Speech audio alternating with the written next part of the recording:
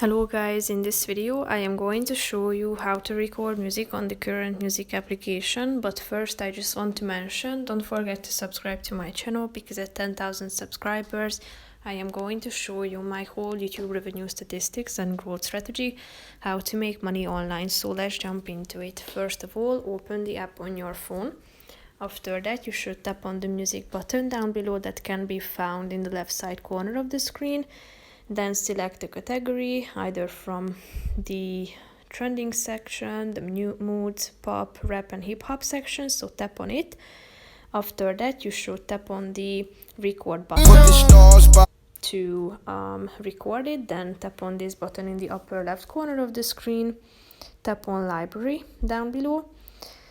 And here you can find the recorded music section at the top, and all of the recorded music will appear at this section. If you tap on the three dots icon, you can delete the recording or rename it. So that's pretty much it for this video, guys. See you in the next one. Bye bye.